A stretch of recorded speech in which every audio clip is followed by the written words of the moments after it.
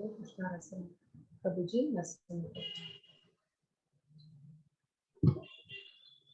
இந்த செஷனுக்கு வந்திருக்கிற பக்தர்கள் அனைவரையும் என்னுடைய மிக பணிவான வணக்கங்களை கூறி வரவேற்கிறேன். இந்த செஷனை ஆரம்பிக்கலாம். பகவதே வாசுதேவாய ஓம் நமோ பகவதே வாசுதேவாய ஓம் நமோ பகவதே வாசுதேவாய ஓம் அஜ்ஞானतिमिरान्धस्य नानाचलशलाकया चक्षुरुन्मिलितं येन तस्मै श्रीगुरवे नमः। नमः ओं विष्णुपदाय कृष्णप्रसाय भूतले श्रीमते भक्तिवेदान्त स्वामिनिधि नामिने। नमस्ते सरस्वती देवे गौरवाणी प्रचारिणे निर्विशेष शून्यवादी पास्यता देशतारिणे। हे कृष्ण करुणा सिंधु दीनबंधु जगत्पते गोपेश गोपिका कांत राधा कांत नमोस्तुते। तप्त कांचन गौरंगी राधे वृंदावनेश्वरी वृषभानुसुते देवी प्रणमामि हरिप्रिये। जय श्री कृष्ण चैतन्य प्रभु नित्यानंद श्री अद्वैत गदाधर श्रीवासादि गौर भक्त वृंदा। हरे कृष्णा कृष्ण कृष्ण हरे हरे हरे राम राम राम हरे हरे। हरे कृष्ण कृष्ण कृष्ण हरे हरे हरे राम राम राम हरे हरे। हरे कृष्ण कृष्ण कृष्ण हरे हरे हरे राम राम हरे हरे। जगद्गुरु श्रील प्रभुपाद की जय। हरे कृष्णा डिवोटीज प्रभु शेयर पண்றீங்களா?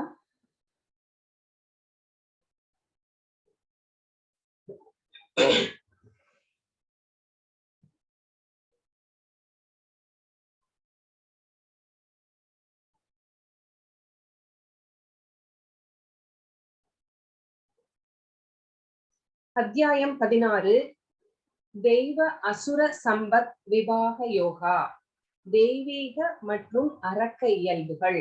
சோ தெய்வீக இயல்புகள் அப்படின்னா என்னென்ன, அசுர இயல்புகள் அரக்க இயல்புகள் அப்படின்னா என்னென்ன அப்படின்னு பகவான் இந்த சாப்டர்ல நமக்கு விரிவாக சொல்ல போகிறார். ஹரே கிருஷ்ணா. ஸ்ரீ ஸ்ரீ ராதா கோவிந்த ரிஸ்பன் பெங்களூருக்கு நம்முடைய பணிவான வணக்கங்களை சமர்ப்பித்து விட்டு இந்த செஷனுக்கு செல்லலாம். ஹரே கிருஷ்ண கிருஷ்ண கிருஷ்ண ஹரே ஹரே ஹரே ராம ராம ராம ஹரே ஹரே.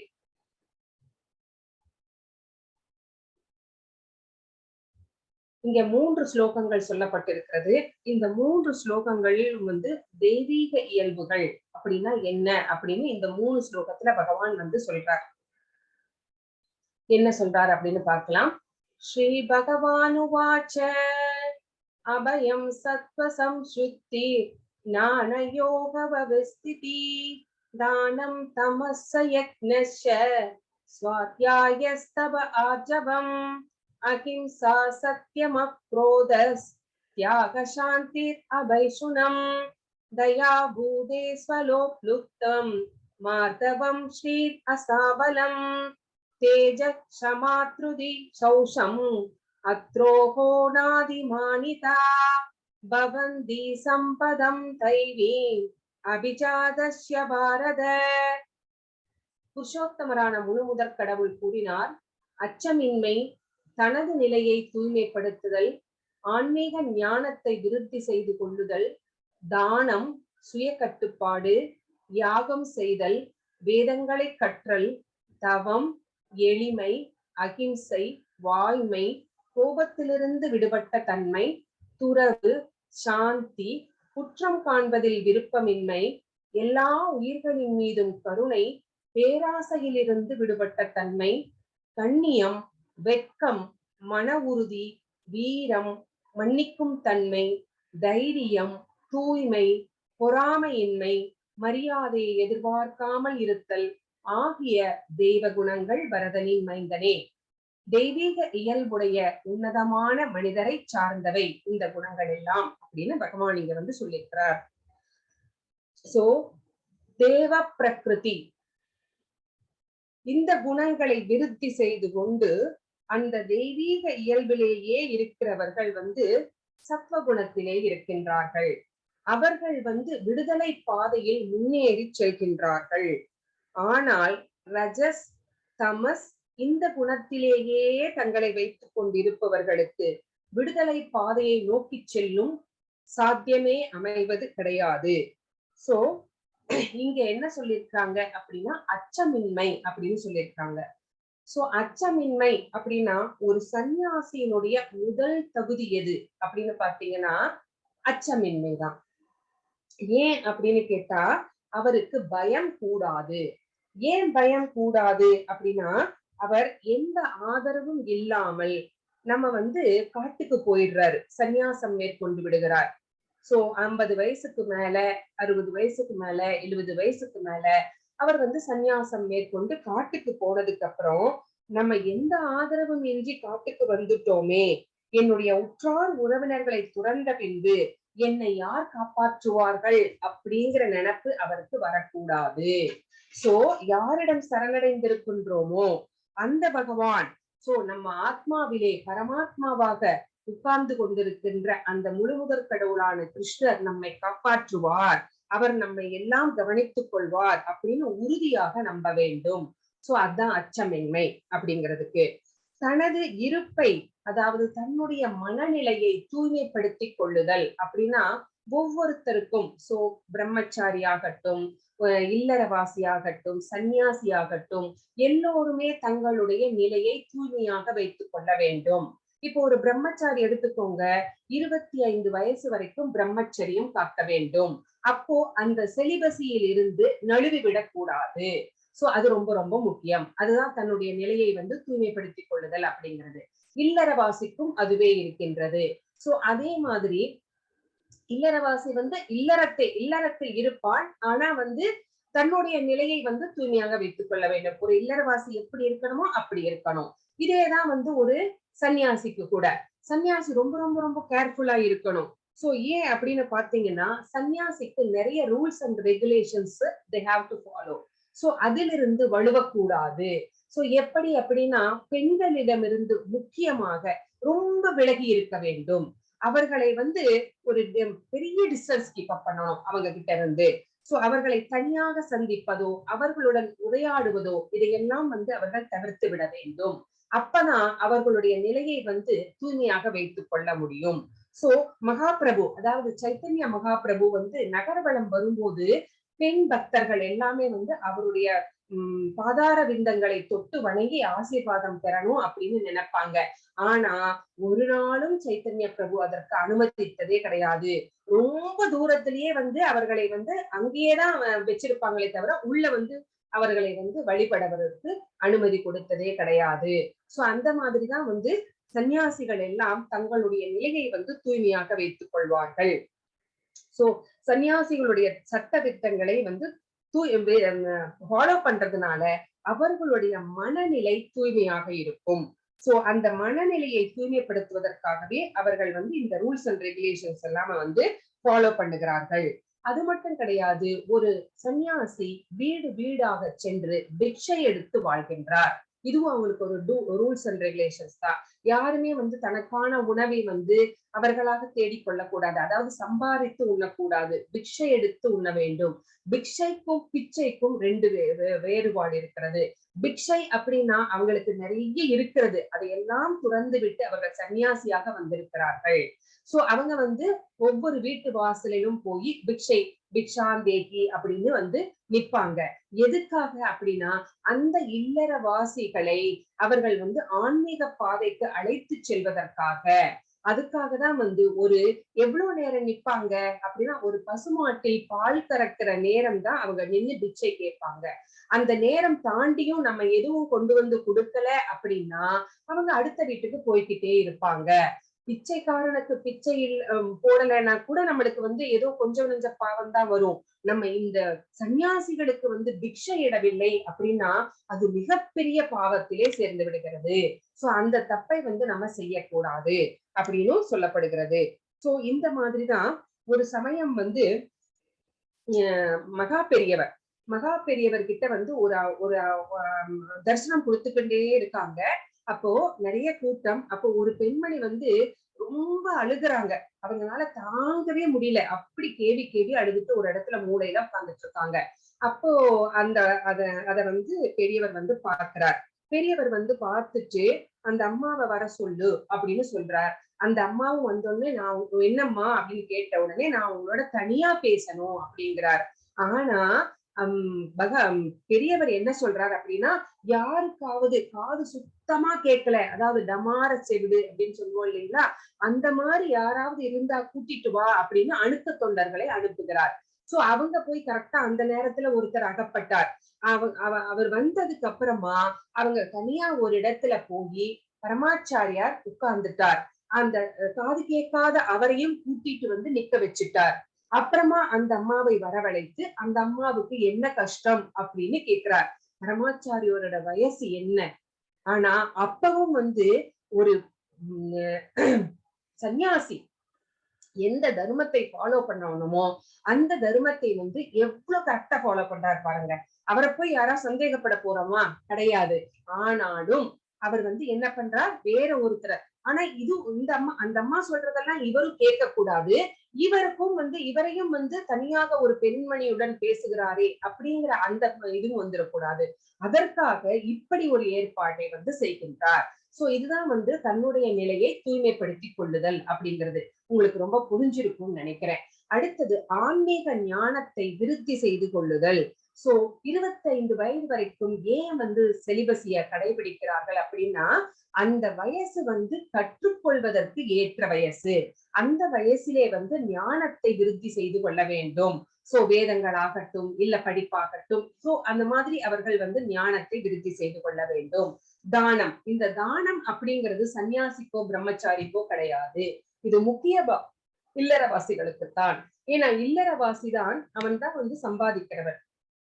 சோ அவன் சம்பாதிச்சு அதுல 50% வந்து தெய்வீக காரியங்களுக்காகவும் இந்த தானத்திற்காகவும் வந்து யூஸ் பண்ணணும் அப்படின்னு சாஸ்திரங்கள் சொல்கிறது. அடுத்தது வந்து செல்ஃப் கண்ட்ரோல் அப்படின்னா என்னன்னு நம்மளுக்கு தெரியும் இல்லையா? யாகம் செய்தல். யாகம் செய்தல் அப்படிங்கிறது இந்த காலத்துக்கு ஏற்றது கிடையாது. இந்த கலியுகத்திலே நம்ம வந்து யாகங்கள் செய்தால் ரொம்ப பொருட்செலவாகும். அந்த மந்திரங்களை எல்லாம் சொல்வதற்கு நம்ம தகுந்த பிராமணர்களும் இப்போ கிடையாது. சோ அந்த மாதிரி இருக்கிற சமயத்துலதான் ஸ்ரீ சைத்தன்ய மகாபிரபு நம்மளுக்கு சங்கீர்த்தன யக்னம் அப்படிங்கிற அந்த நாமாக்களை வந்து நம்ம வந்து ஜபம் செய்தால் அதுவே யாகம் செய்ததற்கு சமம் அப்படின்னு பகவான் வந்து இந்த கலியுகத்திலே நம்மளுக்கு ரொம்ப எளிமையாக சொல்லிட்டு போயிருக்கிறார். அடுத்தது வந்து வேதங்களை கற்றல். ஏன் வேதங்களை கற்றுக்கொள்ள வேண்டும்? வேதங்களை நம்ம இப்ப கற்றுக்கொள்ள முடியுமா? நம்மனால முடியாது. அப்போ வேதங்களின் சாரம் எது? பகவத்கீதை. பகவத்கீதையை வந்து ஒரு டிசிப்ளிக் சக்சஷன்ல வந்த ஒரு குருமார்களிடமிருந்து கேட்டு தெரிந்து கொள்ளுதல் அப்படிங்கிறது வேதங்களை கொஞ்சமாவது நம்ம வேதங்களை வந்து கொஞ்சமாவது நம்ம தெரிஞ்சுக்கிறதுக்கு சமம். சோ ஸ்ரீமத் பாகவதம், பகவத்கீதை போன்ற இந்த மாதிரி நம்ம முக்கியமான நம்மளுடைய வேதங்களை எல்லாம் வேதங்களை சாரமாக்கிய இந்த ரெண்டத்தையும் வந்து நம்மளுடைய ஆச்சாரியர்கள் வந்து நம்மளுக்கு கற்றுத்தரும் போது அதை வந்து நம்ம தெரிந்து கொண்டு நம்ம வந்து பக்குவப்படுத்தி கொள்ளலாம். அடுத்தது வந்து தவம். தவம் அப்படின்னா நம்மளுக்கு தெரியும் என்ன செய்வாங்க அப்படின்ட்டு. சோ பகவானின் ஸ்மரணையிலேயே இருக்கிறது. சோ அடுத்தது எளிமை. எளிமையாக இருக்கணும். சோ நான் முதலே உங்களுக்கு சொன்னேன். அந்த ஆச்சாரியர்கள் எல்லாம் 2 காவி துணி தான் வச்சிருப்பாங்க. உடுத்திட்டு சில பேர்லாம் ஒன்னே ஒண்ணுதான் வச்சிருப்பாங்க. சோ அத வந்து பாதி வந்து நனைச்சு அவங்க உடம்புல கட்டிக்கிட்டு பாதியை வந்து புழிஞ்சுக்குவாங்க. அந்த மாதிரி எல்லாம் கூட ரொம்ப எளிமையாக இருந்திருக்கிறார்கள். சோ பிரபுபாதா இருக்காரு பாத்தீங்களா? ரொம்ப இந்த இஸ்கான் எல்லாம் ஆரம்பிக்கிறதுக்கு முன்னாடி வந்து பெரியவர்களை எல்லாம் நிறைய அரசியல்வாதிகளை பெரிய தலைவர்களை எல்லாம் பார்க்க போறதுக்கு அவர்கிட்ட ட்ரெஸ் கிடையாது. அப்ப நல்ல ட்ரெஸ் 2 இல்ல. சோ அப்ப வந்து ஒரு மடத்துல போய் அந்த மடத்துல வந்து போய் கேக்குறாங்க. இந்த மாதிரி நான் ஒரு 2 ட்ரெஸ் வாங்கிக்கணும். எனக்கு நல்ல ட்ரெஸ் இல்லைன்னா அதுக்கு அத கூட வாங்க முடியாத நிலைமையில் தான் வந்து ஆச்சாரியர்கள் எல்லாம் இருந்து வந்திருக்கிறார்கள். ஆனா இப்போ தங்கத்தினாலேயே அரண்மனைகள் அதுவும் வெளிநாட்டுல இருக்குது இஸ்கானுக்கு இல்லைங்களா? இங்க 108 கோயில்கள் இருக்கிறது. சோ எப்படி நிலைமை மாறிவிட்டது பாருங்க. சோ அவங்க எல்லாமே எளிமையாகத்தான் இருந்திருக்கிறார்கள். இப்ப இருக்கிற நம்ம குரு மகராஜ் யாரு? இப்ப இருக்கிற குரு மகராஜ் யாரு? நான் நிறைய டைம் உங்ககிட்ட சொல்லியிருக்கேன். யாராவது சொல்ல முடியுமா? ஜெயபாதக சுவாமி குரு மகராஜ். சோ அவர் வந்து என்ன பண்ணுவார், ரொம்ப ஃபாரினர் அவர். சோ அந்த ஃபாரின்ல பிறந்து ஒரு பெரிய பணக்கார குடும்பத்திலே பிறந்து கிருஷ்ண பக்திக்காக எல்லாவற்றையும் தொடர்ந்து சின்ன வயசுலயே வந்துட்டார் இந்தியாவுக்கு. சோ இங்க வந்ததுக்கு அப்புறமா அவர் நிறைய கண்ட்ரி டிராவல் பண்ணணும் இல்லைங்களா, அந்த வேலைகளை எல்லாம் பார்ப்பதற்காக. சோ அந்த மாதிரி போகும்போது அவர் வந்து அந்த பிசினஸ் கிளாஸ்ல எல்லாம் போக மாட்டார் பிளைட்ல. எக்கானமி அப்படின்னு ஒண்ணு இருக்கு பாத்தீங்களா, எதுல எந்த பிளைட்ல ரொம்ப கம்மியா இருக்கு டிக்கெட் அப்படின்னு பாப்பார். அதுதான் வந்து செலக்ட் பண்ணுவார். பாத்துக்கோங்க, எவ்வளவு பெரிய பணக்காரராக பிறந்து எல்லாவற்றையுமே கிருஷ்ணருக்காக துறந்து இங்கே வந்து கிருஷ்ண பக்திக்கு தொண்டு செய்து கொண்டு எப்படி எளிமையாக வாழ்கின்றார்கள் அப்படின்னு நம்ம அவங்கள பார்த்து நம்ம கத்துக்க வேண்டியிருக்கு. அடுத்தது வந்து அகிம்சை. அகிம்சை அப்படின்னா ஒரு உயிரை கொல்லாதிருத்தல். அதுவும் தான் ஒருத்தரை வந்து மனது வலிக்காமல் பேசணும், ஹர்ட் பண்ணி பேசக்கூடாது. அதுவும் தான் சரிங்களா. அகிம்சை அப்படின்னா இப்போ நம்மளுடைய நாவை வந்து திருப்திப்படுத்துவதற்காக மீட் ஈட்டிங், இப்ப நிறைய நிறைய வந்து மாமிசம் உண்பவர்கள் தான் நிறைய பேர் இல்லைங்களா. சோ அந்த மாதிரி பண்ணும்போது அந்த பரிணாமத்தையே நாம வந்து அழித்து விடுகின்றோம். அப்படின்னா உங்களுக்கு நம்மளுக்கு புரியாது இல்லைங்களா. இப்ப ஒரு எக்ஸாம்பிள் சொல்றேன். ஒரு கோழியினுடைய ஆயில் வந்து 1 வருஷம் அப்படின்னு வச்சுக்கலாம். அப்போ அந்த 1 வருஷம் ஆயில் இருக்கும்போது 6 மாசம் வளர்ந்த உடனே நம்ம அடிச்சு கொண்டு குழம்பு வச்சு சாப்பிடுறோம் அப்படின்னு வச்சுக்கோங்களேன். அப்ப என்ன ஆகும் அப்படின்னா மீதி கோழியாக இருக்க வேண்டிய அந்த 6 மாதம் இருக்கு இல்லைங்களா, அப்போ அந்த கோழி இறந்து விட்டது, அதற்கு ஒரு அடுத்த ஜென்மம் கிடைக்கிறது. அதற்கு அடுத்த ஜென்மம் 1 வருஷம் கழிச்சு இறந்திருந்தா அது மனித பிறவியாக கூட பிறந்திருக்கலாம். ஆனா இப்ப நம்ம பாதியிலேயே அடிச்சதுனால என்ன ஆச்சு அப்படின்னா இன்னொரு 6 மாசம் அது வந்து கோழியாக பிறந்து அது மறுபடியும் பிறப்பெடுத்து வந்து அந்த பிறவியை முடித்துக் கொண்டு அதுக்கப்புறம் தான் அது வேற ஒரு லெவலுக்கு, ஹையர் லெவலுக்கு போக முடியும். அப்போ அதனுடைய பரிணாம வளர்ச்சியே நாம் வந்து தடுத்து விடுகின்றோம். அந்த மாதிரி செஞ்சோம் அப்படின்னா அடுத்த ஜென்மத்துல அந்த கோழி வந்து மனிதனாக பிறக்கும், அந்த மனிதன் வந்து கோழியாக பிறப்பான், 2 பேரும் அடிச்சு சாப்பிட்டுக்குவாங்க சரிங்களா. இதுதான் வந்து இந்த மாதிரி அவர்களுடைய பரிணாம வளர்ச்சியை வந்து நம்முடைய நாவின் திருப்திப்படுத்துவதற்காக நாம் வந்து அழித்து விடக்கூடாது அப்படிங்கிறத நம்ம தெரிஞ்சுக்கிறோம். வாய்மை. வாய்மை அப்படின்னா நம்மளுடைய சுயநலத்திற்காக பொய் பேசுவது அப்படிங்கிறது கூடாது. கோபத்திலிருந்து விடுபட்ட தன்மை. சோ நமக்கு அது ரொம்ப கஷ்டம் இல்லைங்களா. எனக்கு கோபம் வந்தா நான் என்ன செய்வேனே எனக்கு தெரியாது, போயிடு அந்த பக்கம் அப்படின்னு நம்ம வீட்டுல நம்ம நிறைய பேசுறோம் இல்லைங்களா. சோ நம்ம கோபம் அப்படிங்கிறது நம்மை வந்து ரொம்ப மனிதத்தன்மையிலிருந்து மிருகத்தன்மைக்கு அழைத்து கொண்டு செல்கிறது. அந்த ஒரு நிமிஷ கோபத்தினாலதான் நிறைய பேர்கள் வந்து சிறையிலே வாடுகிறார்கள். அப்படின்னா ஏன் அப்படின்னு சிறைச்சாலையில இருக்கிறவங்க கிட்ட போய் இன்டர்வியூ எல்லாம் எடுத்திருப்பாங்க பாருங்களேன்.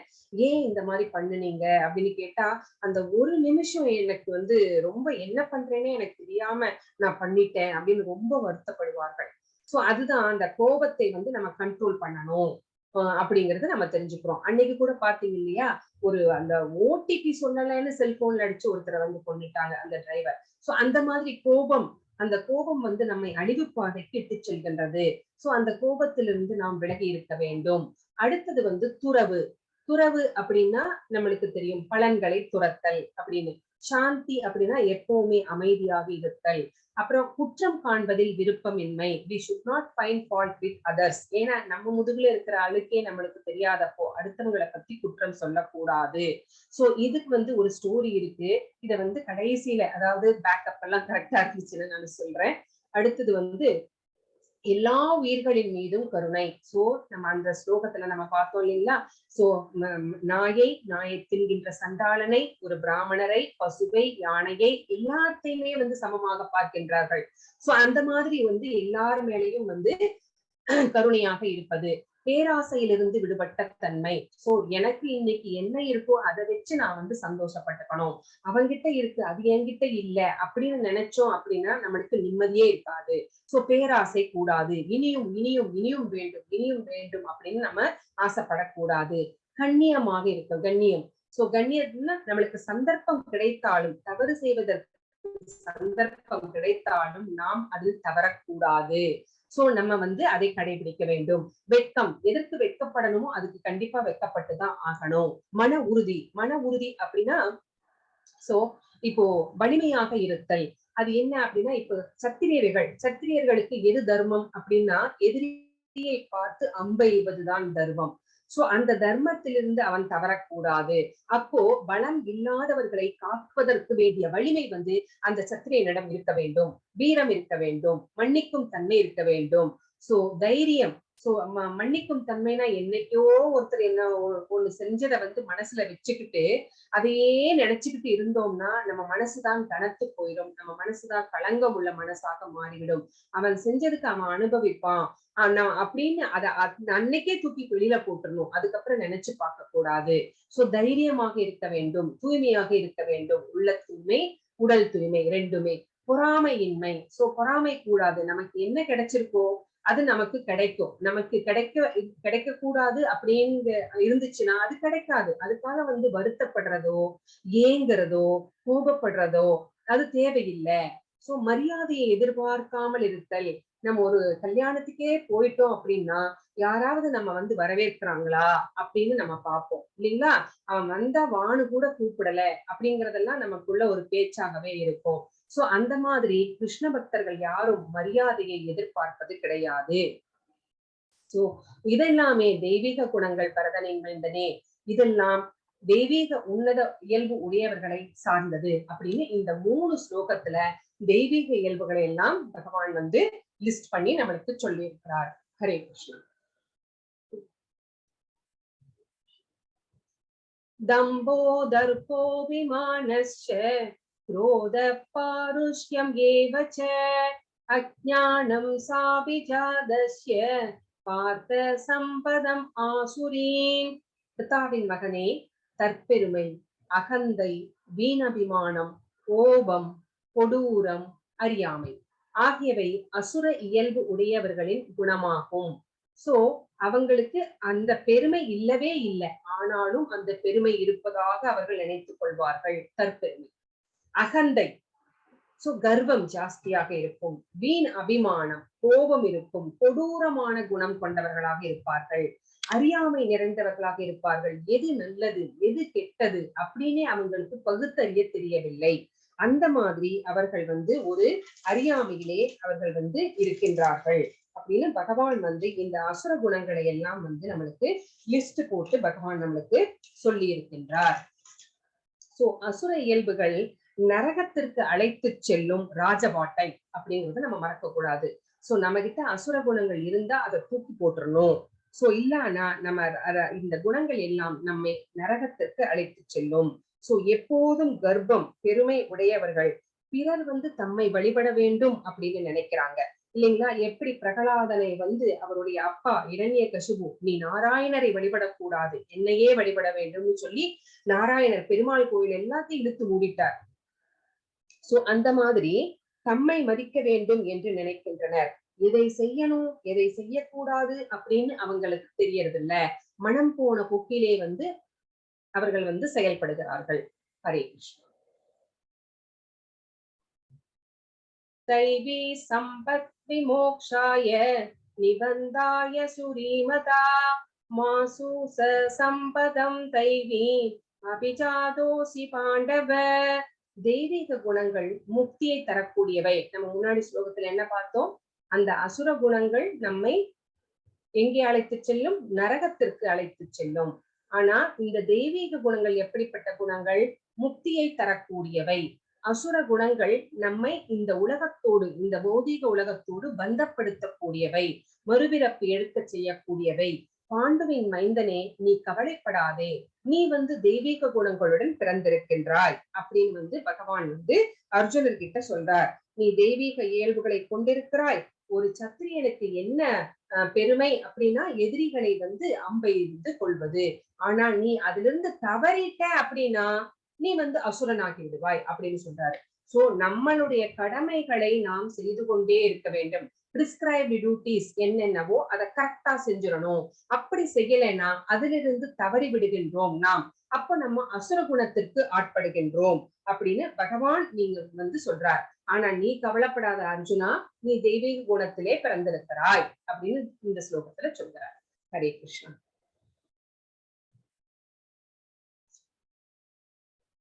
त्वौ भूतसर्गौ लोके अस्मिन् तैव आसुर एव च तैवो विस्तरक्ष प्रोक्त ஆசுரம் பார்த்தமே ஸ்ருணு. பிதாவின் மகனே, மைந்தனே, இவ்வுலகில் உள்ள படைக்கப்பட்ட உயிர்வாளிகளில் தெய்வீகமானவர்கள் அசுரர்கள் என இருவகை உள்ளனர். தெய்வீக குணங்களை பற்றி ஏற்கனவே மிக விவரமாக உனக்கு விளக்கியுள்ளேன். இனி அசுரர்களின் குணங்களை என்னிடமிருந்து கேட்பாயாக.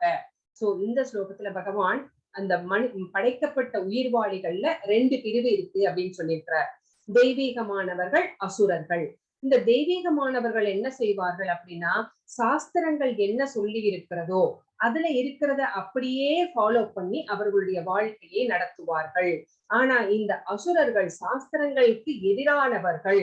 சாஸ்திரங்கள்ல என்ன சொல்லப்பட்டிருக்கிறதோ அதற்கு எதிராகவே அவர்கள் செயல்படுவார்கள். சோ இதுதான் இந்த 2 பேருக்கும் உள்ள டிஃபரன்ஸ். சோ இவர்கள் சாஸ்திரத்தை பின்பற்றுகிறார்கள், இவர்கள் சாஸ்திரத்தை பின்பற்ற மாட்டார்கள். தெய்வீக குணங்களை பற்றி நான் ஏற்கனவே சொல்லிட்டேன். இனி நான் உனக்கு அசுர குணங்கள் எல்லாம் என்னென்ன அப்படின்னு நான் சொல்ல போறேன் அப்படின்னு இந்த ஸ்லோகத்துல பகவான் நம்மளுக்கு சொல்லி இருக்கிறார். ஹரே கிருஷ்ணா. प्रवृत्तिं च निवृत्तिं च जनान विदु आशुरा न सौसं नाविसासारो न सत्यं देसु विद्यते. அசுரத்தன்மை உடையவர்கள் என்ன செய்ய வேண்டும் என்றும் என்ன செய்யக்கூடாது என்றும் அவர்கள் அறிவதில்லை. இந்த பிக்சரை பார்த்தாவே தெரியும், எதை செய்யக்கூடாதோ அதை செஞ்சுக்கிட்டு இருக்காங்க. தூய்மையோ முறையான நடத்தையோ வாய்மையோ அவர்களில் காணப்படுவது கிடையாது. இந்த அசுரத்தன்மை உடையவர்களுக்கு அகத்திலும் தூய்மை கிடையாது, புறத்திலும் தூய்மை கிடையாது. சோ 2 தூய்மையே கிடையாது. அவங்க சரியா குளிக்க மாட்டாங்க, பல்லு விளக்க மாட்டாங்க, உடைகளை நல்ல உடைகளை துவைத்த தூய்மையான உடைகளை மாற்றிக்கொள்ள மாட்டார்கள். சோ அவங்களுக்கு தூய்மை என்பதே கிடையாது. புனித நாமங்களை ஜபிப்பதால் உண்டாவது இவற்றையெல்லாம் இவர்கள் பின்பற்றுவது கிடையாது. நாமங்களை ஜபிக்க மாட்டார்கள். சோ சாஸ்திரம் என்ன சொல்லுதோ அதெல்லாம் கேட்க மாட்டாங்க. அதே மாதிரிதான் பெண்களுக்கு அப்படின்னு நிறைய சுதந்திரம் கொடுக்க கூடாது அப்படின்னு மனு சம்ஹிதை சொல்கிறது. ஆனா இந்த அசுரர்கள் என்ன சொல்கிறார்கள், அதற்கு எதிரானவர்களாக இருக்கிறார்கள். இல்ல பெண்களுக்கு நிறைய சுதந்திரம் தரலாம் அப்படின்னு இவங்க சொல்றாங்க. இவங்க யாரு அவங்களுக்கு சுதந்திரம் தரணும் அப்படின்னு சொல்றதுக்கு? ஏன்னா இவங்களுக்கு அவர்கள் அவர்களுடைய புலனின்பங்களை திருப்திப்படுத்திக் கொள்வதற்காக இந்த மாதிரி எல்லாம் பேசுகின்றார்கள். ஆனா பெண்கள் அப்படிங்கிறவர்கள் மிகவும் குழந்தைத்தனமானவர்கள். பிரபுபாதர் சொல்றாரு, சாஸ்திரங்கள் சொல்கிறது, பெண்கள் அப்படிங்கிறவர்கள் ரொம்ப குழந்தைத்தனமானவர்கள், உணர்ச்சி வசப்படக்கூடியவர்கள். சிறு வயதிலே தந்தையாலும், அப்புறம் இளம் வயதிலே கணவனாலும், முதுமையான வயதிலே தன் மகனாலும் காப்பாற்றப்பட வேண்டியவர்கள். சோ இந்த மாதிரி இருக்கின்ற ஒருவர்களுக்கு நம்ம நிறைய சுதந்திரம் கொடுத்தால் அது தப்பு அப்படின்னு மனு சம்ஹிதை சொல்கிறது. ஆனா இந்த மனு சம்ஹிதைக்கு இந்த அசுரர்கள் எதிரானவர்களாக இருக்கின்றார்கள். சோ ஆண்களுக்கு சமமான சுதந்திரம் தாங்க அப்படின்னு சொல்றாங்க அப்படின்னு இவர்கள் செயல்படுகின்றார்கள். அது எவ்வளவு தப்பு அப்படிங்கிறது இன்னைக்கு நடக்கின்ற நிறைய விஷயங்கள் மூலமாகவே நம்ம தெரிந்து கொண்டிருப்போம். இது நீங்க எல்லாம் ஒத்துக்குறீங்கன்னு நான் நினைக்கிறேன். ஹரே கிருஷ்ணா. சாட்ல போடுங்க yes or no.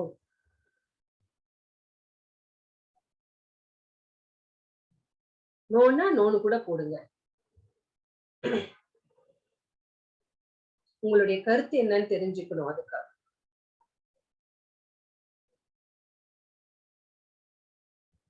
Hare Krishna. Anandi Mataji yes சொல்லியிருக்காங்க. Dharini Madhuswari Mataji yes yes yes. Okay. So நம்ம இதுக்குள்ள ரொம்ப போக வேண்டாம். இத பத்தி நிறைய பேசலாம். உமாராணி மாதாஜி நோ சொல்லியிருக்காங்க, அவங்களோட கருத்து சொல்லியிருக்காங்க. Okay mataji, thank you. கல்கி தங்கவேலு எஸ் சொல்லியிருக்காங்க. Okay. But nowadays no one is ready to accept. Yes mataji yes. இல்ல நம்ம சுதந்திரம் கொடுக்கணும், குழந்தைகளை படிக்க வைக்கணும், அவங்க சொந்த கால்ல நிக்கணும், எல்லாமே பண்ணணும். ஆனா வந்து ஓவரா இப்ப எல்லாமே வந்து நம்ம பாக்குறோம். பெண்கள் வந்து திருமணமே வேண்டாம் அப்படின்னு சொல்லிட்டு பெற்றோர்களை விட்டுட்டு போய் தனியாகவே வந்து வாழ ஆரம்பிச்சுட்டாங்க. அந்த மாதிரி சுதந்திரம் எல்லாம் வந்து அவங்களுக்கு வந்து பாதுகாப்பை வந்து அளிக்காது இல்லைங்களா? தனியாவே வந்து எல்லாமே பண்ணிக்கிறாங்க. ஒரு வயசுக்கு மேல அவங்க வந்து கல்யாணமும் வேண்டாம், அம்மா அப்பாவும் வேண்டாம், நாங்க வந்து தனியா வாழ்ந்துக்கிறோம் அப்படிங்கிற மாதிரி எல்லாம் சுதந்திரமாக நினைக்கிறாங்க. அது ரொம்ப தப்பு அப்படின்னு நான் நினைக்கிறேன். ஹரே கிருஷ்ணா. அடுத்ததுக்கு போலாம் பிரபு.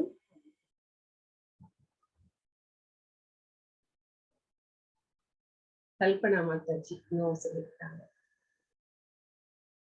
Okay, thank you. असत्यम् अप्रदिष्टं ते जगत् आहुर् अनीश्वरम् अपरस्पर सम्भूतम् किम् अन्यत् कामहैतुकम्. அவர்கள் இவ்வுலகம் பொய்யென்றும் அஸ்திவாரம் இல்லாதது என்றும் கட்டுப்படுத்தும் கடவுள் எவரும் இல்லை என்றும் கூறுகின்றனர். சோ காம இச்சையால் உண்டாக்கப்பட்டதாகவும் காமத்தை தவிர இதற்கு வேறு காரணம் இல்லை என்றும் அவர்கள் சொல்கின்றார்கள். யாரு இவர்கள் அவர்கள்னு சொல்றாங்களே, யார் பத்தி பகவான் சொல்றாரு அப்படின்னா ஏத்திஸ்ட், அதாவது கடவுள் நம்பிக்கை இல்லாதவர்கள், கடவுள் நம்பிக்கையே சுத்தமாக இல்லாதவர்கள். இந்த உலகமே பொய், இது அஸ்திவாரம் இல்லாதது, இதுக்கு வந்து கட்டுப்படுத்தும் கடவுள் அப்படின்னு ஒருத்தர் கிடையாது. அப்போ இந்த உலகம் எப்படி உருவாச்சு அப்படின்னு அவங்க கிட்ட கேட்டா, ஆண் பெண் உறவிலே வந்து உருவாச்சு. அந்த ஆண் பெண் உருவிலே மக்கள் தொகை பெருகியது. இதற்கு இது தவிர வேற எதுவும் காரணம் இல்லை அப்படின்னு வந்து அவர்கள் வந்து சொல்கிறார்கள். கடவுள் என்று ஒருவர் இல்லை அப்படின்னு அவங்க சொல்கிறாங்க. ஆண் பெண் உறவிலே வந்து இந்த உலகம் வந்து உண்டாகின்றது அப்படின்னு சொல்றாங்க. சாஸ்திரங்களை வந்து அவர்கள் வந்து நம்புவது கிடையாது. ஹரே கிருஷ்ணா.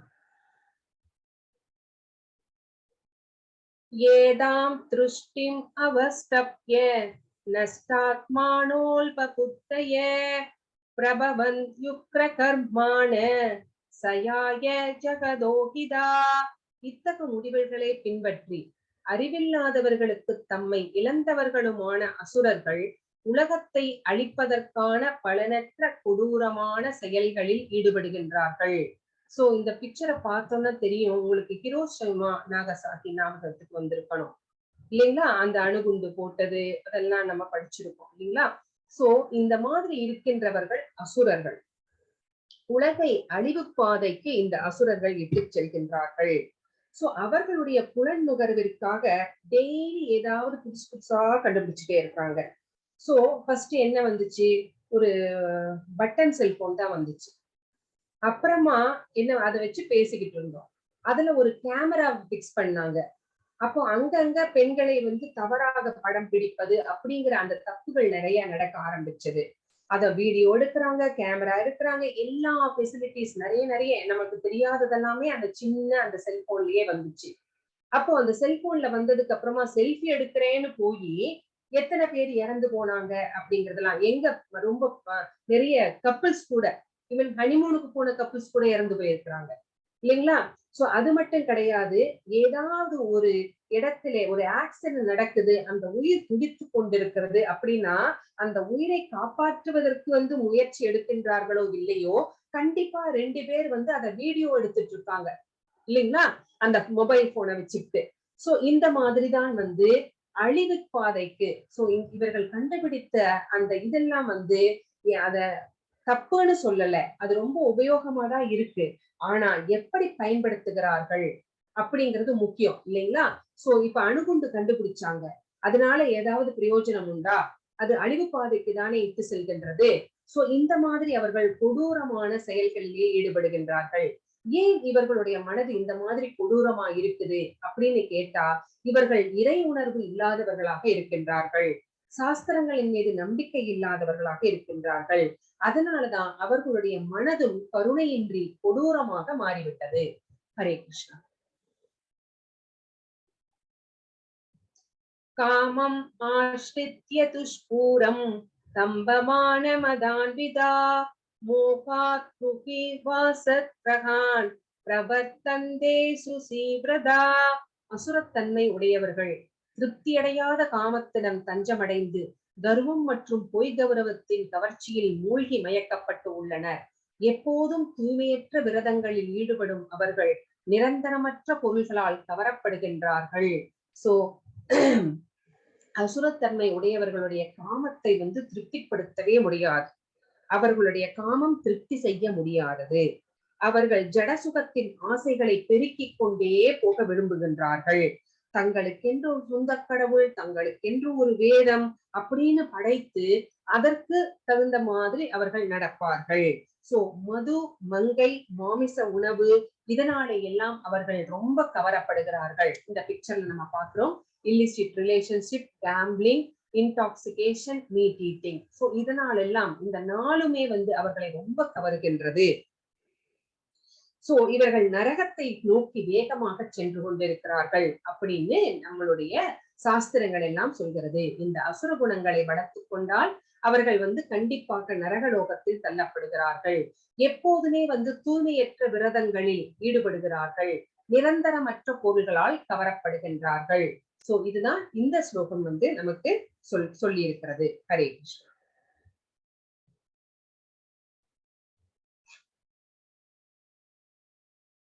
चिन्ताम् अपरिमेयां च प्रलयायन्तम् उपाश्रिता कामो वभोग परमा एतवत् इति निश्चिता आसा भासचतैर्भक्ता कामक्रोधपरायणा ईहन्ते कामभोगार्थम् अन्यायेनार्धसञ्जयान्.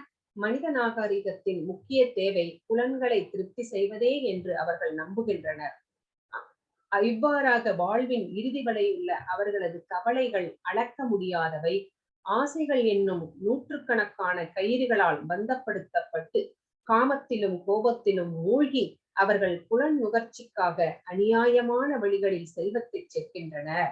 சோ இந்த மனுஷனா பிறந்ததே நான் எல்லாத்தையும் அனுபவிக்கிறதுக்காக தான், என்னுடைய புலன்களை திருப்தி செய்வதற்காகத்தான் அப்படின்னு அவர்கள் நினைத்து கொண்டிருக்கிறார்கள். அதனாலே அதற்காக பெரும் முயற்சிகள் செய்கின்றார்கள். நிறைய ஆசைப்படுகின்றார்கள், பேராசைப்படுகிறார்கள். அது கிடைக்காத போது கோபம் வருகிறது அவர்களுக்கு. சோ காமத்திலும் கோபத்திலும் அவர்கள் மூழ்கி கிடக்கின்றார்கள்.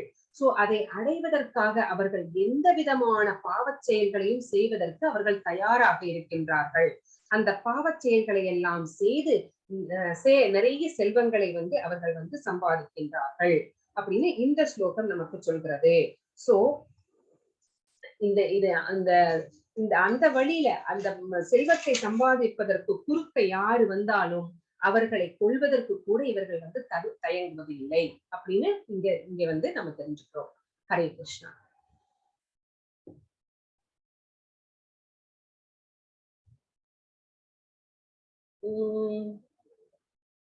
பிரபு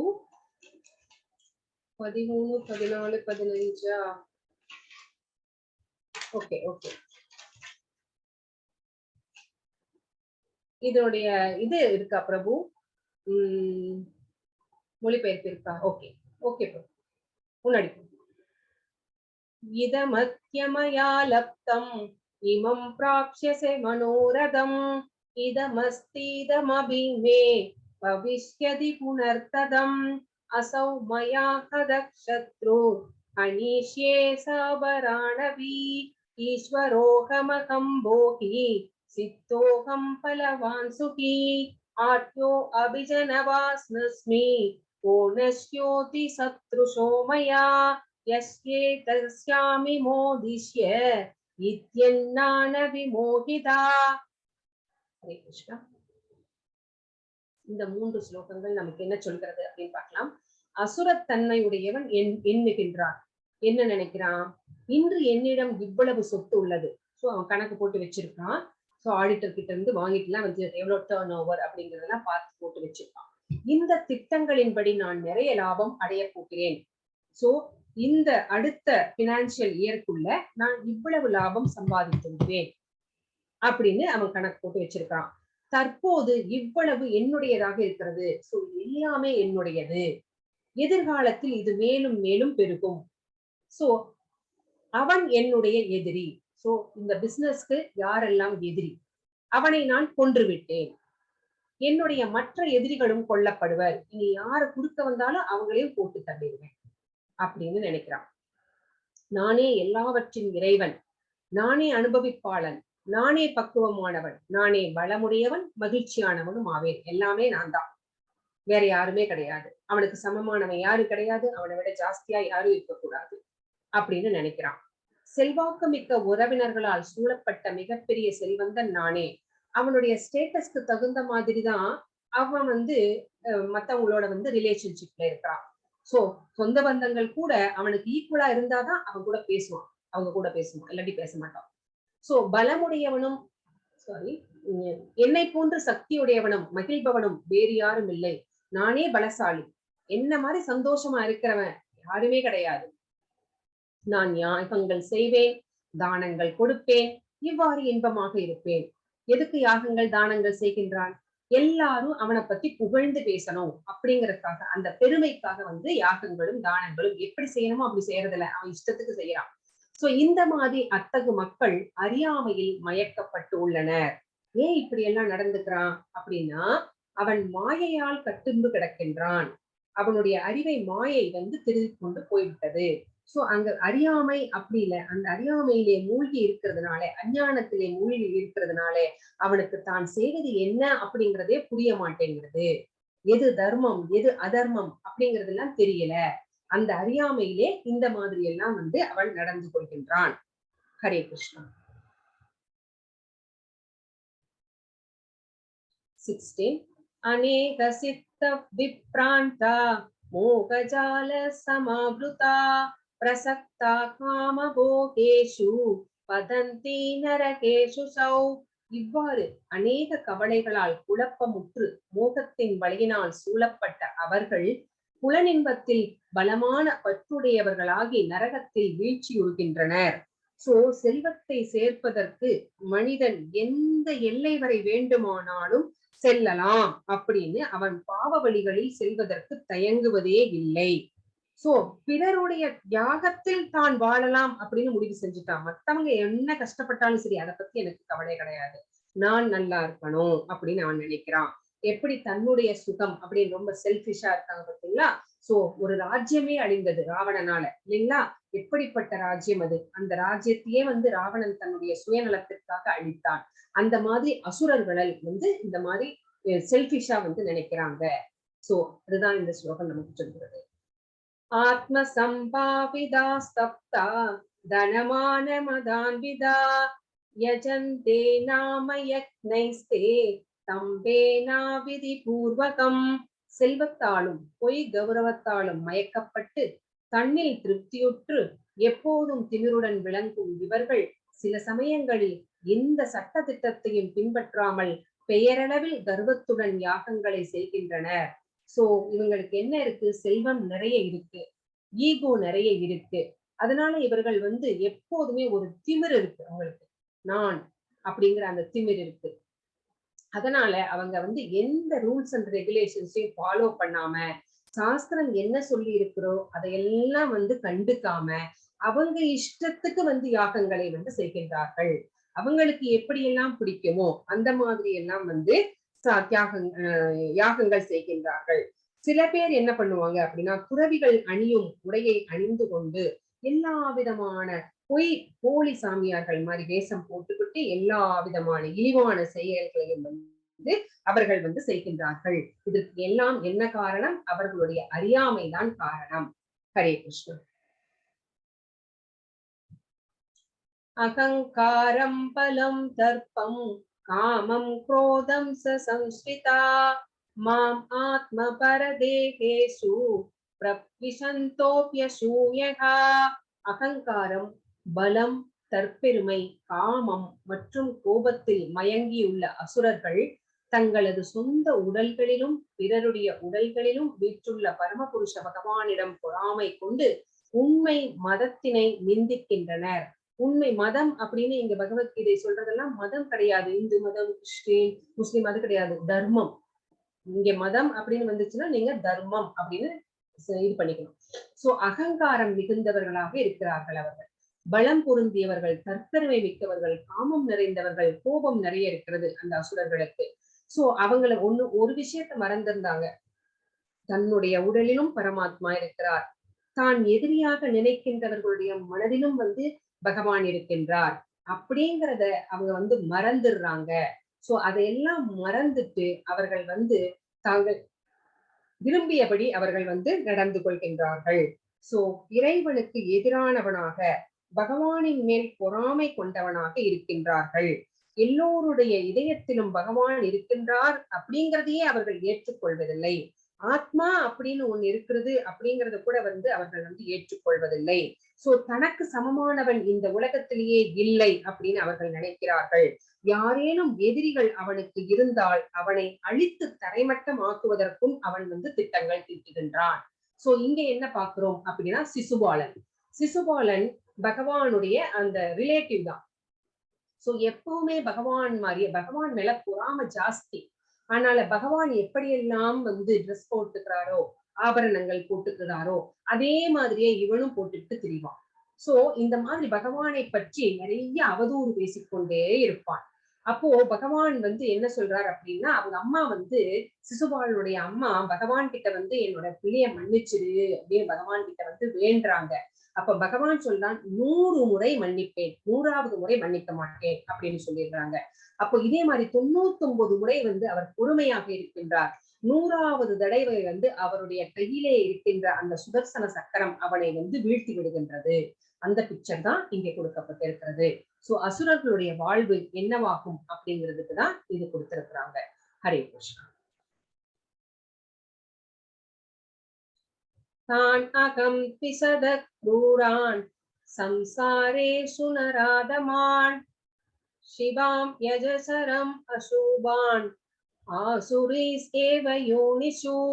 பொறாமையுடன் கருணையின்றி இருக்கும் இத்தகு கடைநிலை மனிதர்களை ஜடவாழ்வு என்னும் கடலில் பல்வேறு அசுர இனங்களுக்குள் நான் நிரந்தரமாக தள்ளுகின்றேன். சோ பகவான் என்ன பண்றார் அப்படின்னா, அடுத்த பிறவி அப்படிங்கறத யார் தீர்மானிக்கிறது? நம்மளுடைய கர்மாக்களும் பகவானும் தான். சோ அசுரத்தன்மை உடையவர்களுக்கு என்ன அப்படின்னு கேட்டா, அவர்களுடைய நிலைமை என்ன அப்படின்னா, அவர்கள் மீண்டும் மீண்டும் அசுர கர்ப்பங்களிலே வைக்கப்படுகின்றார்கள். அசுர கர்ப்பங்களிலே வைக்கப்பட்டு நரகத்திற்குள் தள்ளப்படுகின்றார்கள். அதுதான் இந்த ஸ்லோகம் நமக்கு சொல்கிறது. ஹரே கிருஷ்ணா. ஆசூரீம் யோனிமாபண்ணா மூடா ஜன்மணி ஜன்மணி மாம் அப்ரைவ கௌந்தேய ததோ யாந்த்யத மாம் கதீம். மாம் அப்ராப்யைவ கௌந்தேய ததோ யாந்த்யத மாம் கதீம். குந்தியின் மகனே, அசுரத்தனமான வாழ்வினங்களில் மீண்டும் மீண்டும் பிறவி எடுக்கும் இவர்கள். சோ இப்ப என்ன பண்ணிட்டாரு? அசுரர்களை கொண்டு போய் அசுர கர்ப்பத்திலே மீண்டும் மீண்டும் வைக்கிறாங்க. மீண்டும் அவர்கள் அசுரர்களாகவே பிறந்து கொண்டிருக்கிறார்கள். என்றுமே என்னை அடைய முடியாது, என்னைக்குமே இவர்கள் என்னை அடைய மாட்டார்கள். படிப்படியாக அவர்கள் மிகவும் வெறுக்கத்தக்க வாழ்வினங்களில் மூழ்குகின்றனர். சோ எல்லாரும் வெறுக்கக்கூடிய அந்த பிறவிகளை எடுத்து அந்த வாழ்வினங்களுக்குள்ளேயே அவர்கள் வாழ்ந்து கொண்டிருக்கிறார்கள். மீண்டும் மீண்டும் பிறவி எடுத்துக் கொண்டிருக்கிறார்கள் அப்படின்னு பகவான் இங்க சொல்கிறார். அப்போ வெறுப்பு அப்படிங்கிறது பகவானுக்கு கூட இருக்குதா? பகவான் கூட தன்னுடைய உயிரினங்களை, தான் படைத்த உயிரினங்களை வெறுப்பாரா அப்படின்னு கேட்டா இல்ல. பகவானுக்கு வெறுப்பு அப்படிங்கிறதே கிடையாது. ஏன் அப்படின்னா அதுக்கு நிறைய எக்ஸாம்பிள் இருக்கு பாருங்க. ராவணன் ஆகட்டும், கம்சன் ஆகட்டும், நிறைய அசுரர்களை பகவான் வதைத்து இருக்கிறார். வதைத்து அவர்களுக்கு என்ன கொடுத்திருக்கிறார்? முக்தியை கொடுத்திருக்கிறார். சோ பகவான் அவர்களுக்கு முக்தியை அளித்திருக்கிறார். சோ இதுல இருந்து தெரியுது பகவானுக்கு வெறுப்பு அப்படிங்கிறது எதுவுமே கிடையாது. ஏன் அசுரர்களை கொல்றார் அப்படின்னு கேட்டா அது அவர்களின் நன்மைக்காகவே, அந்த முக்தியை தருவதற்காகவே. சோ அதுல இருந்து அவர்கள் விடுதலை அடைகின்றார்கள். சோ இதனால பகவானுக்கு வெறுப்பு அப்படிங்கிறது அசுரர்கள் மேல கிடையாது. ஆனால் ரொம்ப வெறுக்கத்தக்கவர்களாக இருந்தால் அவர் இந்த மாதிரியான ஒரு பனிஷ்மெண்ட்டை அவங்களுக்கு கொடுக்கிறார். ஹரே கிருஷ்ணா.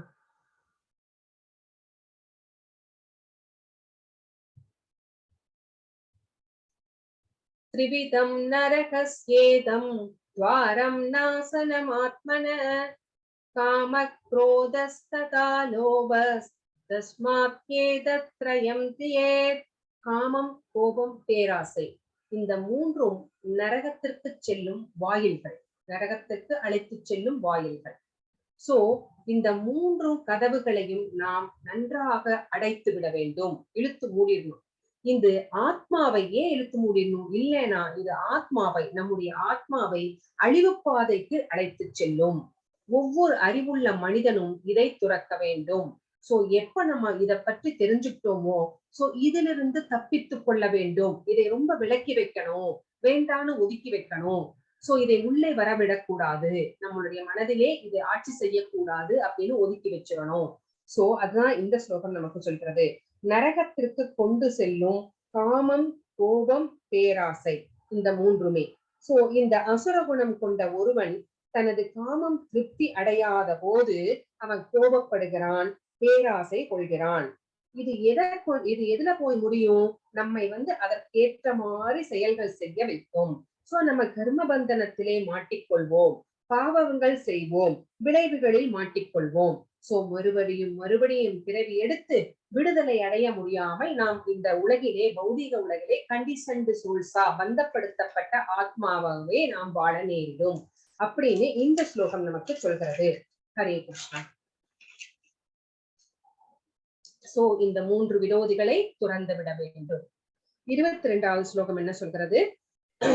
ஏதைர் விமுக்த கௌந்தேய தமோத்வாக்ரைஸ்திவிர்நர ஆசரத்யாத்மன ஸ்ரேஷஸ் ததோ யாதி பராம் கதீம். சோ குந்தியின் மகனே, நரகத்தின் இந்த மூன்று கதவுகளிலிருந்து தப்பிய மனிதன் தன்னுணர்வுக்கு அனுகூலமான செயல்களை செய்து படிப்படியாக பரம இலக்கை அடைகின்றான். சோ இந்த மூன்று முதல்ல சொன்ன பாத்தீங்களா, கோபம், பேராசை, அந்த மூன்று, அந்த நரகத்திற்கு அழைத்து செல்கின்ற அந்த மூன்று குணங்களில் இருந்து தப்பித்து கொண்டவன் அவனுக்கு தன்னுணர்வு, அதாவது பகவானை பற்றிய ஆன்மீக உணர்வு, நான் யார், பகவான் யார், நமக்கு என்ன ரிலேஷன்ஷிப், நான் ஏன் இங்க பிறந்திருக்கேன், அந்த மாதிரி தன்னுணர்வுக்கு செல்லக்கூடிய அந்த செயல்களை படிப்படியாக செய்கின்றான். எப்படி செய்ய முடியும் அப்படின்னா, ஒரு குருவிடம் சரணடைவதன் மூலம் அவனுக்கு இந்த விஷயங்கள் எல்லாம் நடக்கும். அவர் வேத கல்வியை கொடுப்பார், எப்படி நடக்கணும்னு சொல்லி கொடுப்பார். சோ எதெல்லாம் செய்யக்கூடாதுன்னு சொல்லுவார், எப்படி கண்ட்ரோல்டா இருக்கணும் அப்படிங்கிற எல்லா விதமான ஞானத்தையும் அவர் சொல்லுவார். அப்போ அந்த ஞானத்தை விருத்தி செய்து கொள்ளுவதன் மூலமாக அந்த பரம இலக்கு, எது நம்முடைய பரம இலக்கு, பகவானை அடைவது அப்படிங்கிற அந்த பரம இலக்கை அடைய முடியும். ஹரே கிருஷ்ணா. யசாஸ்திர விதிம் உஸ்ருஜ்ய வர்த்ததே காமகாரக நச சித்திம் அவாப்னோதி ந சுகம் ந பராம் கதீம். சாஸ்திர விதிகளை புறக்கணித்து தனது மனம் போன போக்கில் செயல்படுபவன் பக்குவத்தையோ சுகத்தையோ பரம இலக்கையோ அடைவதில்லை. யாரெல்லாம் சாஸ்திரத்திற்கு எதிராக செயல்படுகின்றார்களோ, யாரெல்லாம் தன் பணம் போன போக்கிலே இஷ்டத்துக்கு செயல்படுகின்றார்களோ அவர்கள் பக்குவப்படாதவர்கள். அவர்களுக்கு எந்த சுகமும் கிடையாது. அவர்களுடைய பரம இலக்கை அடைய முடியாது. சோ நசுகம் நபராம் கதீம் அப்படின்னு சொல்லிட்டார் பகவான். சுகம் ந அப்படின்னா இல்லைன்னு அர்த்தம்.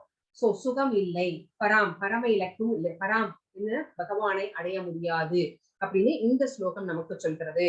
சாஸ்திரங்களை பின்பற்றாமல் மனம் போன போக்கில் செயல்படுபவர்கள் வாழ்வில் என்றுமே பக்குவத்தை அடைய முடியாது. காமக்ராத அப்படின்னா அறிந்தும் சட்டங்களை முறிப்பவன்.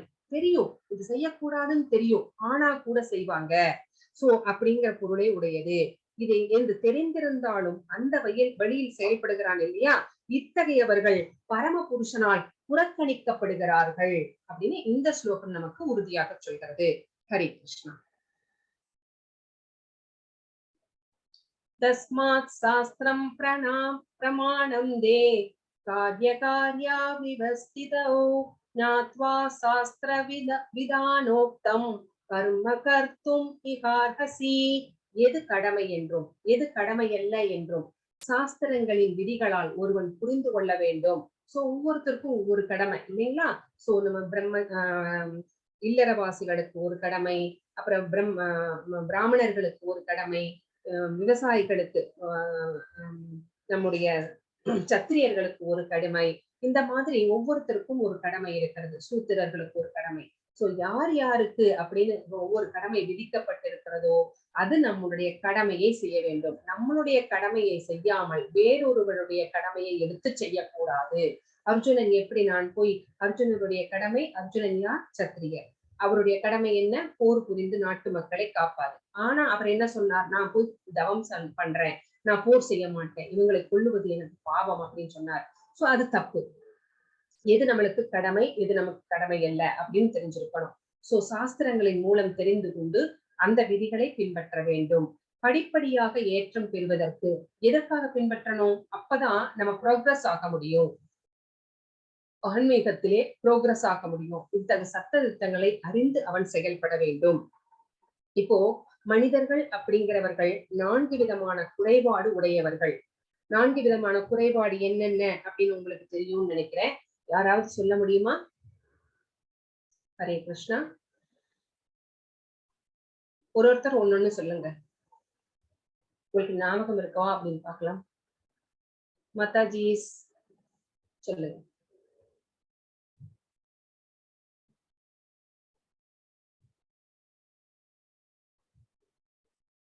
சாட்ல போடுங்க. pride. Okay okay. நம்ம நிறைய டைம் நம்ம சொல்லிருக்கவே 4 குறைபாடுடையவர்கள். நம்ம 4 குறைபாடுகள். டேக்கிங் கேர் ஆஃப் பேரண்ட்ஸ், அது குறைபாடா மாதாஜி? குறைபாடு இல்லையே. Taking care of parents birth இல்ல. நான் உங்களுக்கு ஞாபகப்படுத்துறேன் அது என்னன்னு. சாரி கடவுள். ஓகே. இல்ல நம்ம நீங்க மறந்துருக்கீங்க, எல்லாம் மறந்துட்டீங்க. நான் சொல்றேன் உங்களுக்கு. 4 குறைபாடுகளுடைய பயங்கர் கோபம். நம்ம கோபத்தோட தான் பிறந்திருக்கோம், இல்லைன்னு சொல்ல முடியாது மாதாஜி. கரெக்ட். ஆனா நம்ம வந்து அகங்காரம். மாதாஜி ஓகே. Yes yes. நீங்க சொல்றது எல்லாமே கரெக்ட் அப்படின்னா கூட அதை நான் வந்து கோர்வையா சொல்றேன் பாருங்க. நம்ம எப்படிப்பட்டவர்கள் அப்படின்னா ஏமாற்றும் குணமுடையவர்கள். மனிதர்கள் ஏமாற்றும் குணமுடையவர்கள், தவறு செய்யும் இயல்புடையவர்கள் இல்லைங்களா? அடுத்தது பக்குவமற்ற புலன்களை கொண்டவர்கள், மாயைக்கு மயங்கியவர்கள், மாயையால் மயக்கப்பட்டிருக்கின்றோம். இந்த 4 குறைபாடுகளோடு தான் நாம் பிறக்கின்றோம். தவறு செய்யும் ஏமாற்றும் குணமுடையவர்கள். மறுபடியும் சொல்றேன், ஏமாற்றும் குணமுடையவர்கள், தவறு செய்யும் இயல்பு உடையவர்கள், பக்குவமற்ற புலன்கள் கொண்டவர்கள், அடுத்தது மாயைக்கு உட்பட்டவர்கள். இதுதான் நம்மளுக்கு சாஸ்திரம் சொல்கிறது. இந்த நாளோட தான் நம்ம வந்து பிறந்திருக்கிறோம் அப்படின்னு நம்ம சாஸ்திரங்கள் சொல்கிறது. சோ இப்படிப்பட்ட குறைபாடுகளோடு இருக்கின்றவர்கள். நம்மளுடைய புலன்கள் குறைபாடு உடையது தானே. இப்போ நம்ம வந்து சின்ன வயசுல கண்ணாடி போட்டிருந்தோமா? இல்ல. ஆனா வயசாக கண்ணாடி போடுறோம். அப்பனுடைய புலன்களுடைய அந்த சக்தி குறைந்து கொண்டே வருகிறது. அப்புறம் ஏமாற்றுவோம் இல்லைங்களா? சோ நம்ம சின்ன குழந்தைங்களே பலூன், இந்த கையில என்ன இருக்கு, இந்த கையில என்ன இருக்கு அப்படின்னு நம்ம ஏமாற்றுறோம் இல்லைங்களா? அது மட்டும் கிடையாது, பெரிய விஷயங்கள்லயும் தான். சோ தவறு செய்யும் இயல்பு உடையவர்கள். ஏதாவது செஞ்சுட்டு நான் செய்யவே இல்லை அப்படின்னு சாதிக்கிறது, அந்த மாதிரி எல்லாம் பண்ணும் இயல்பு உடையவர்கள் நம்ம. அப்படின்னு மாயைக்கு உட்பட்டவர்கள், இல்லாததை இருப்பதாக நினைத்து கொண்டு அது நம்ம வந்து மயங்கி கிடக்கின்றோம். சோ அந்த மாயைக்கு உட்பட்டவர்கள், இல்யூஷன். சோ இந்த மாதிரி 4 குறைபாடுகள் உடைய மக்கள் நம்ம என்ன பண்றோம் அப்படின்னா, நாம் சட்ட திட்டங்களை இயற்றினால் அந்த சட்ட திட்டங்களும் குறைபாடு உடையவையாகத்தான் இருக்கும். ஏன்னா நம்ம வந்து குறைபாடு உடையவர்கள். சோ நாம் வகுக்கின்ற சட்ட திட்டங்களும் குறைபாடு உடையவைகளாகத்தான் இருக்கும். அதனாலதான் ஆச்சாரியர்கள் என்ன சொல்கின்றார்களோ, சாஸ்திரம் என்ன சொல்கின்றதோ, சாஸ்திரம் சொல்றத ஆச்சாரியர்களும் முனிவர்களும் மகாத்மாக்களும் வந்து அப்படியே ஃபாலோ பண்றாங்க. அப்ப அதையே நம்ம ஃபாலோ பண்ணிட்டு போயிடணும். நம்மளுக்குன்னு தனியா சட்டதிட்டங்களை இயற்றக்கூடாது. ஏன்னா சட்டதிட்டங்கள்ல குறைபாடு இருக்கும். ஏன்னா நம்ம குறைபாடு உடையவர்கள் அப்படின்னு நம்ம இந்த ஸ்லோகம் நமக்கு சொல்கிறது. சோ எது கடமை என்றும் எது கடமை என்றும் சாஸ்திரங்களின் விதிகளால் ஒருவன் புரிந்து கொள்ள வேண்டும். சாஸ்திரங்களை புரிந்து கொள்ள வேண்டும். நமக்கான சட்டதிட்டங்களை நாம் வகுக்க கூடாது. சோ அந்த மாதிரி படிப்படியாக ஏன் வந்து அந்த மாதிரி அப்படின்னா படிப்படியாக ப்ராக்ரஸ் ஆகணும் அப்படின்னா நம்முடைய சாஸ்திரம் என்ன சொல்கிறதோ அதை அப்படியே ஆச்சாரியர்கள் ஃபாலோ பண்ணாங்க இல்லையா, நம்மளும் அதை அப்படியே ஃபாலோ பண்ணிடணும் கண்ணை மூடிட்டு அப்படின்னு இங்கே வந்து சொல்லப்பட்டிருக்கிறது. இந்த பிக்சர்ல யார பாக்குறோம் அப்படின்னா, ரொம்ப அழகா உட்கார்ந்துருக்கிறாரு பாருங்க பகவான் கிருஷ்ணர். இன்னும் 24 நாள் தான் இருக்கு இவர் பிறக்கிறதுக்கு இல்லைங்களா. சோ இங்க பலராமர் அவருடைய அண்ணன். சோ இவர் யார் அப்படின்னா அவங்களுடைய குலகுரு சாந்தீபனி முனிவர். சோ இவங்க கிட்ட வந்து குருகுல கல்வி கற்றுக்கொள்கிறார்கள். அந்த காலத்துல எல்லாம் பணக்காரர்களாக இருந்தாலும், மன்னரின் பிள்ளைகளாக இருந்தாலும், அந்தணர்களின் பிள்ளைகளாக இருந்தாலும் எல்லாத்துக்குமே வந்து ஒரே குருதான். அவர்கள் எல்லோருமே வந்து ஒரே இடத்துலதான் கல்வி கற்றுக்கொள்வார்கள். நம்ம அதை பார்த்திருக்கோம் இல்லைங்களா. அவருடைய ஃப்ரெண்ட் நம்ம அந்த ஃப்ரெண்டோட கதையெல்லாம் நம்மளுக்கு தெரியும் இல்லைங்களா. சோ இதுதான் வந்து அவருடைய குரு சாந்தீபனி முனிவர். பகவானும் அவருடைய அண்ணனும் இந்த பிக்சர்ல இருக்கிறாங்க. ஹரே கிருஷ்ணா. சோ நம்ம என்ன பண்ணணும், ஒரு ஆன்மீக குருவை அணுகி நம்ம சத்துவ குணத்திற்கு நம்மை வளர்த்து கொண்டு அவருடைய வழிகாட்டுதலின்படி நடந்து வாழ்க்கையை வெற்றிகரமானதாக ஆக்கிக் கொள்ளலாம் அப்படின்னு இந்த சாப்டர் நமக்கு சொல்லுகின்றது. ஹரே கிருஷ்ணா.